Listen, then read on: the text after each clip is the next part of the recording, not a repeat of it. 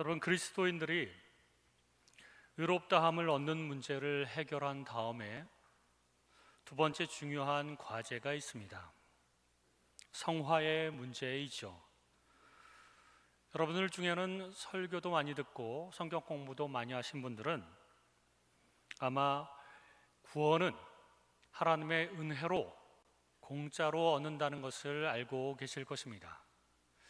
그런데 많은 그리스도인들이 구원받은 후에 거룩하게 변해 가야 되는 성화의 과정은 자기의 의지와 노력으로 이루어 가야 하고, 또 자기의 의지와 노력으로 이루어 갈 수 있다고 믿습니다. 구원 받은 사람들은 이렇게 주로 좀 생각하죠.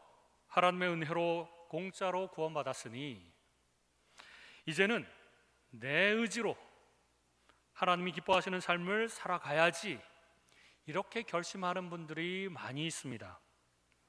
그래서 열심히 몸부림치고 노력하고 의지를 발휘해서 하나님의 뜻대로 살아가려고 하고, 또 죄와 싸워 이기려고 노력하는 분들이 너무나도 많죠. 그러나 몸부림치고 노력하고 열심히 해보려고 할수록 실패는 더 많아집니다. 그것이 우리 삶의 문제이죠. 바울도 로마서 7장에서 같은 경험을 합니다. 바울이 고백하기를 마음으로는 선을 행하기 원하는데 자기 속에 악이 있음을 발견하고, 또 선을 행하기 원하는데 선을 행하지 못하고, 악을 끊어내고 싶은데 악을 행하는 자기 모습 때문에 괴로워한다라고 고백을 하고 있습니다. 여러분, 사도 바울이 이 고백을 했을 때 사도 바울은 구원받기 전, 예수님이 믿기 전이었을까요? 아니면 예수님 믿은 이후였을까요? 어떤 주석가들은 사도 바울의 고뇌와 그 갈등의 신음소리가 너무나도 처절하기 때문에 이것은 분명히 예수 믿기 전이었을 것이다, 이렇게 설명하는 학자들이 조금 있습니다.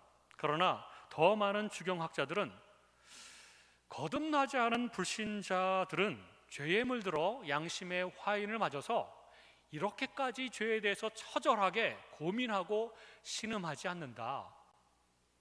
뿐만 아니라 문맥의 흐름상 이것은 바울이 거듭난 이후에 경험한 것이다. 그러므로 우리 모든 그리스도인들은 이 바울과 같은 경험을 할 수 있다, 이렇게 설명하고 있습니다.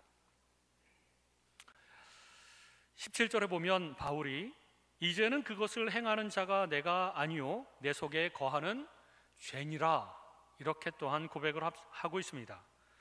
내가 어쩔 수 없이 율법을 깨트리고 잘못 살아가고 있는 이유는 거듭난 나 때문이 아니라 내 속에 있는 죄성 때문이다, 이렇게 얘기하는 것이죠.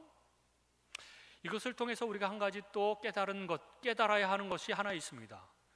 우리 삶의 모든 문제는 내 바깥에 있는 문제가 아니라 내 속에 있는 문제입니다. 그러므로 때로는 환경을 바꾸거나 뭔가 바깥에 있는 구조를 바꾸거나 이러면서 우리의 삶이 나아질 거라고 생각하지만 절대로 그렇지 않습니다.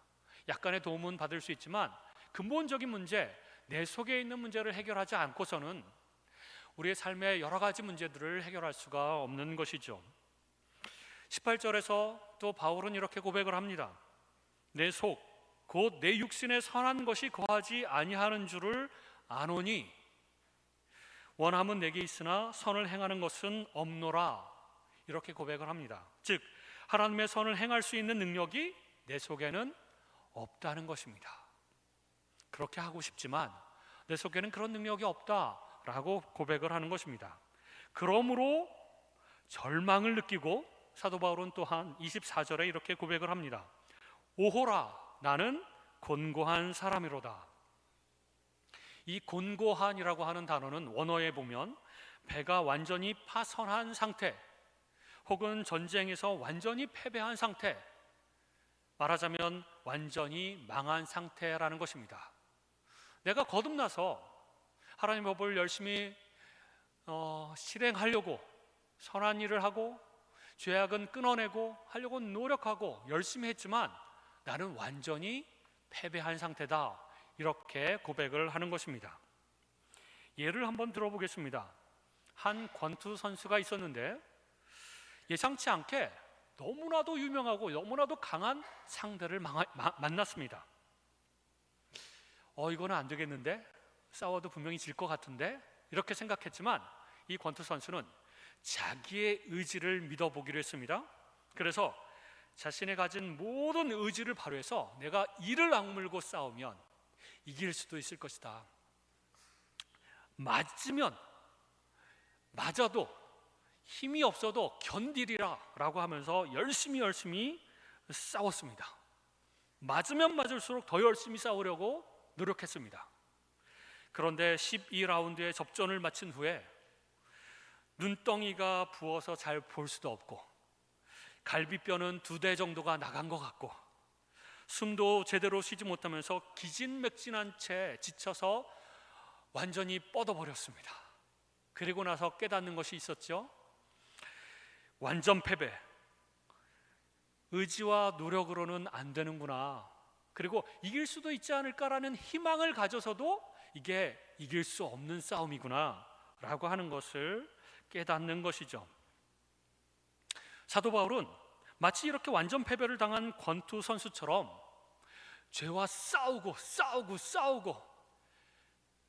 의지를 들여서 내가 노력하면 되지 않을까? 희망을 가지면 되지 않을까? 더 열심히 싸우면 되지 않을까? 노력하면 되지 않을까? 싸워봤습니다.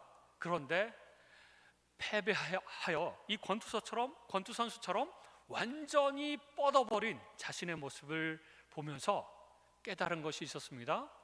내 의지와 노력만 가지고는 될 수 없구나. 또 희망을 가지고 될 수 있지 않을까? 이런 희망을 가진다고 해서 되는 일이 아니구나 라고 하는 것을 깨달은 것이죠. 그래서 자기 힘만으로는 도저히 성화를 이룰 수도 없고 죄와 싸워서 이길 수도 없음을 완전히 깨달았습니다. 그렇게 깨달은 다음에 고백을 한 것이죠. 그 절망감을 느낀 다음에 이어서 이렇게 고백을 합니다. 이 사망의 몸에서 누가 나를 건져내랴. 스스로 힘으로는 건져낼 수가 없으니까 누가 좀 건져줬으면 좋겠다. 누가 건져낼 수 있는가? 이렇게 외치는 것입니다. 여러분, 여기 나오는 사망의 몸은 고대 로마 시대의 전쟁터에서 그 로마 장수들이 생포한 포로들을 고문한다고 전쟁터에서 죽은 시체와 이렇게 묶어 놓습니다. 얼굴은 얼굴과 손은 손과 발은 발과 이렇게 칭칭 감아서 고문도 하고 뭔가 비밀을 캐내기 위해서 질문도 하면서 그리고 점점 죽어가게 내버려 두었습니다. 그 시체가 점점 썩어서 그 시체 속에서 나오는 심한 그 썩는 냄새와 박테리아와 그리고 온갖 벌레들이 그 살아있는 그 포로에게 점점 스며드는 것이죠. 그리고 이 포로는 결국 점점 죽어가게 되는데 누가 좀 이 사망의 몸, 이 시체로 좀 띄워줬으면 좋겠다. 그래도 띄워질 수가 없는 겁니다. 떼어낼 수 없는 이 사망의 몸, 이 사망의 몸처럼 사도 바울은 누가 좀 내 속에 달라붙어 있는 이 죄성, 띄어버리고 싶고 없애버리고 싶은 이 죄성을 좀 벗어버리게 하고 싶은데 그럴 수가 없는 것입니다. 그러면서 점점 영적으로 죽어가는 모습, 무기력하게 되어져 가는 것을 표현한 말이죠.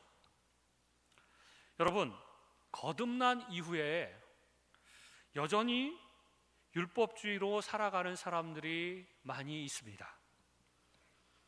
구원은 하나님의 은혜로 받았으니, 공짜로 받았으니 이제 열심을 다해서 내 의지로 선을 행하고 내 의지로 죄를 끊어내버리자. 그리고 내 의지로 열심히 노력해서 하나님께서 원하시는 그 열매들을 맺자. 그러면 그것으로 인하여 천국에서 차등 있는 상급을 받을 것이다. 다른 사람보다 더 많은 상급을 누릴 것이다. 이렇게 생각하고 자기 의지로 자기의 힘과 지혜로 열심히 살아가는 그리스도인들이 많이 있습니다. 여러분, 율법주의는 다른 것이 아닙니다. 율법주의는 자신의 힘으로 율법을 지켜 구원받을 수 있으며 그것이 가능하다고 믿는 것이 율법주의입니다. 그런데 거듭난 후에도 여전히 율법주의적인 생각으로 사는 사람들이 많습니다. 자기만 그렇게 살아가는 것이 아니라 다른 사람들도 그렇게 살아가도록 아주 강력하게 요구하는 사람들이 많은 것이죠. 제가 어렸을 때, 초등학교 때 신앙생활했던 모 교회는 그 담임 목사님이 너무너무 무서운 분이셨습니다. 그러면서도 굉장히 율법주의적인 분이셨습니다. 성도들이 제대로 살지 않으면 설교 중에 불같이 화를 내시면서 정죄하시는 분이었습니다. 그래서 설교 쓰고 예배 시간 중에 김 집사, 당신이 그럴 수가 있어 그러면서 얘기하고, 장로님도, 심지어는요 부목사님이나 전도사님들도 지금 뭐 하고 있는 거냐고 하면서 예배 시간에 그렇게, 어린 나이에 제가 얼마나 무서웠겠습니까? 그래서 목사님 만나면 슬슬 피해 갔습니다. 저한테 또 뭐라고 하실까 봐. 그러면서 심지어는 저주 섞인 얘기까지도 했습니다. 아마 목회 초기에 장로님들께서 아마 이 목사님의 어떤 그 길을 꺾어버리려고 시도를 몇 번 했던 것 같습니다. 거기에 꺾이지 않으려고. 그러면서 제가 어린 나이에도 두세 번이나 벌써 그런 설교를 들었는데, 목사를 대적하는 성도들이나 장로들은 내 경험에 의하면 반신불수가 된 사람도 있고 패가망신이 된 사람도 있고 뭐 이런 얘기를 하시는 거예요. 그 얘기를 들으면서 너무나 무서운 그런 말을 어떻게 설교 시간에 저렇게 하실까, 이런 마음을 가진 적이 있었습니다.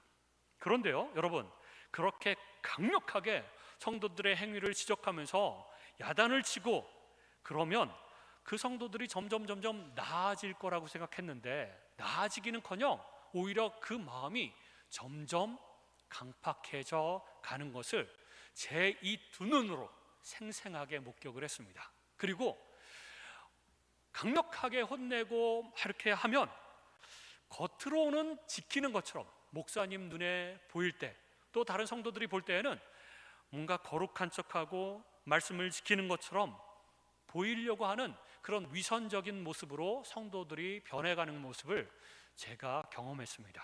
그러면서 그 교회는 점점 더 사랑이 메말라가고, 목사님도 막 이렇게 지적을 하시는데 성도님들도 하나같이 서로를 향해서 지적하시는 모습을 본 적이 있습니다. 율법적인 교회였죠. 아무리 우리가 거듭났어도 우리의 의지만 가지고는 성화를 이룰 수가 없고 죄를 끊어낼 수가 없습니다. 이 목사님은 야단치기보다는 하나님께 도움을 요청하라고 성도들에게 가르쳐야 마땅했습니다. 그런데 야단치고 당신들의 힘과 능력으로, 지의지로 최선을 다하지 않으면 안 된다, 이 얘기를 계속 반복을 했습니다. 우리는 우리의 의지만 가지고 성화를 이룰 수 없고 우리의 의지만 가지고 죄를 끊을 수도 없습니다. 왜냐하면 우리는 모두 만성적으로 죄에 중독되어 있기 때문에 그렇습니다. 구원받은 이후에도 우리의 몸은 죄의 쾌락을 즐기고 그 죄의 결과가 고통이라고 하는 것을 알면서도, 또 그 죄를 끊어야 하는 줄을 알면서도 죄를 짓게 됩니다. 왜냐하면 중독되어 있기 때문에 그렇습니다. 여러분, 전문가들은 마약을 끊는 것이 인간이 견딜 수 있는 일 가운데 가장 괴로운 경험 중에 하나라고 설명하고 있습니다.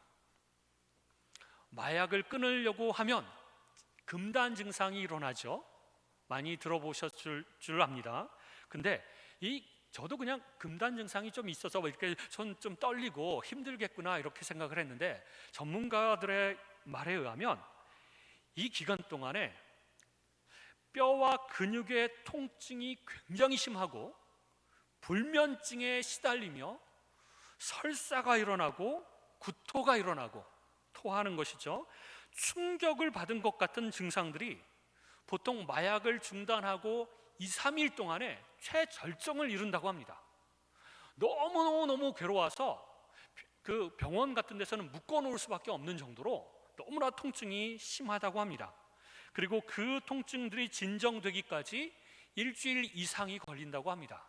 그러니까 정신적으로도 심리적으로도 굉장한 고통이 있는데, 그거는 둘째치고라도 육체적인 고통만 가지고는 이 중독을 끊는 그 과정이 너무나도 힘든 것이죠. 그래서 중독자들은 이렇게 힘들 바에는 차라리 계속 마약을 하는 게 낫겠다, 이렇게 생각할 정도로 그 고통은 너무나도 괴롭다는 것입니다. 그런데 그 고통스러운 증상을 견뎌내고 물리적인 의존성을 극복한 후에도 사람들은 몇 달 후에 혹은 몇 년 후에 다시 마약을 한다고 합니다. 왜냐하면 중독자들은 마약에 빠져들게 만드는 문제들을 여전히 가지고 있으며, 또 혼자의 힘으로 자신의 의지와 노력으로 그 마약의 유혹을 뿌리칠 수가 없기 때문에 그렇습니다.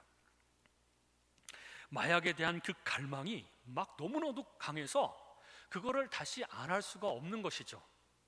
그런데 여러분, 마약만이 아닙니다. 중독의 모든 것들이 다 그렇습니다. 알코올 중독, 담배, 흡연 중독, 도박 중독, 성 중독, 그 외에 수많은 중독들이 있습니다. 이런 중독들을 똑같은 금단 현상이 일어나는데 굉장히 고통스럽습니다. 그래서 차라리 이런 고통을 느낄 바에는 다시 그냥 해버리자, 술 마셔버리자, 그게 마음 편하다, 육체적으로도 편하고. 그런데 여러분, 이런 중독만이 아닙니다. 모든 죄가 다 이러한 중독과 같습니다. 우리 마음속에서 일어나는 적개심과 분노, 시기 질투와 미움들, 거짓말과 험담, 도둑질이나 게으름이나 교만이나 이런 수많은 죄악들이 중독적인 면이 있습니다. 그리고 우리는 그 죄의 중독에 이미 중독되어져 있습니다. 그래서 스스로의 힘으로, 스스로의 노력과 의지로 그 중독을 치료할 수 없고 다시 죄를 짓고야 마는 것이죠. 내가 다른 사람을 미워하지 않겠다, 미워하지 않을 거야 라고 결심을 해도 또 그 사람만 보면 또 미움이 저절로 나오는 것이 이미 우리가 죄에 중독되어 있기 때문에 그렇습니다. 여러분, 중독자들이 치료센터의 도움을 받아야 하는 것처럼 우리도 우리의 스스로의 힘으로 치료할 수 없기 때문에, 벗어날 수 없기 때문에 예수 그리스도께서 보내신 성령님의 도우심을 통해서만 치료와 회복이 가능합니다. 8장 1절에 보면, 그러므로 이제 그리스도 예수 안에 있는 자에게는 결코 정죄함이 없나니 이는 그리스도 예수 안에 있는 생명의 성령의 법이 죄와 사망의 법에서 너를 해방하였음이라. 생명의 성령의 법이 죄와 사망의 법에서 우리를 해방하였습니다. 바울이 절망을 느낀 후에 깨달은 것은 내 힘으로는 율법을 지킬 수 없지만 성령님께서 우리를 죄로부터 해방시키셨고, 그리고 그분이 계속해서 도와주시며 능력을 공급해 주시면 죄의 중독으로부터 우리는 벗어날 수 있구나, 이것을 깨달았다는 것입니다. 죄의 중독으로부터 벗어날 수 있을 뿐만 아니라 성화를 이루어 갈 수 있구나, 점점 거룩해져 갈 수 있구나 라고 하는 것을 깨달은 것이죠. 여러분, 올해 우리에게 하나님께서 주신 표어를 기억하십니까? 여기 있죠. 잃어버린 땅을 다시 회복하라. 이 말씀을 올해 초에 전해드리면서 스가랴 4장 6절의 말씀, 만군의 여호와께서 말씀하시되 이는 힘으로 되지 아니하며 능력으로 되지 아니하고 오직 나의 영으로 되느니라. 여러분, 한 6개월 정도가 지났는데 올해 여러분들이 잃어버렸던 것들을 많이 회복해 가고 계십니까? 잃어버린 것들을 회복하고 무너진 신앙과 삶을 재건하는 것은 우리의 힘만으로, 우리의 의지만으로, 우리의 능력으로 되는 것이 아니고 오직 성령 하나님으로만 가능하다고 말씀해 주셨습니다. 그저 될 거야, 내가 하나님 믿는 사람이고 거듭났으니까 될 거야, 가능할 거야, 희망만 가진다고 저절로 되는 것이 아닙니다. 성령 하나님의 능력으로 되는 것인데, 그럼 우리는 그 성령 하나님의 능력을 어떻게 얻을 수 있습니까? 매일 매순간 성령 하나님과 깊은 교제를 해야만 하고 그분이 우리의 삶을 주도하도록 내어드려야 합니다. 그리고 그분의 능력이 우리 속에 흘러 들어오도록 해야 되는 것이죠. 그러므로 그 성령 하나님 안에 거하는 시간이 필요합니다. 그리고 말씀 안에 거하는 것이 필요하고 하나님께 기도하는 것이 필요합니다. 그런데 그 기도는 하나님 이것도 주시고요, 저것도 주시고요, 이것도 주시고요, 계속해서 간구하는 기도만 해서는 안 됩니다. 때로는 우리는 간구하는 기도 필요하죠. 하지만 그 간구하는 기도만 할 때에 우리는 점점 더 이기적으로 변해갈 수밖에 없습니다. 대신 성령 하나님, 주님을 사랑합니다. 성령 하나님께서 또한 나를 사랑하시는 줄 믿습니다. 그런데 하나님, 제가 이겨낼 수 없는 이 죄악이 있습니다. 이 죄악을 붙들고 씨름하고 이길 수 있는 힘을 허락하여 주옵소서. 하나님, 제가 알지 못하는 또 다른 고쳐야 할 만한 그런 삶의 태도나 언어 습관이나 이런 것들이 있습니까? 하나님 알려주십시오. 그리고 잠잠히 하나님의 음성을 듣는 시간들이 필요합니다. 그렇게 하나님과 교제하는 것이죠. 그 교제하는 시간을 적어도 하루에 1시간, 2시간은 해야 되는 것입니다. 그래야 하나님의 임재 가운데 거하고 그 성령 하나님의 능력이 우리 속에 흘러 들어오고 그 능력으로만이 우리는 점점 거룩해져 갈 수 있으며 잃어버린 것들도 되찾을 수 있으며 죄와 싸워 이길 수가 있게 된다는 것입니다. 그러므로 영적인 일에 시간을 사용하는 것을 너무 아깝다고 생각하지 마십시오. 예를 들어 보겠습니다. 많은 사람들이 건강 중요하게 생각합니다. 그리고 건강하게 살기를 원합니다. 그래서 사실 건강을 위해서 운동을 매일 1시간 이상씩 해야 됩니다. 그리고 식이요법도 잘 해야 되는 것이죠. 그런데 이렇게 매일 운동을 1시간 이상씩 하는 것이 너무 아깝다고 생각하는 사람들이 많습니다. 그래서 운동을 안 합니다. 귀찮기도 하고. 그러면서 생각하기를 내 삶에 바쁘고 중요한 일이 너무나도 많다, 그래서 운동할 시간이 없다라고 생각을 합니다. 그러다가 중병에 걸리면 치료하고 재활하고 뭐 이것저것 하는데 시간이 매일 5-6시간 해도 사실은 잘 회복되지 않습니다. 그때 가서야 후회하는 것이죠.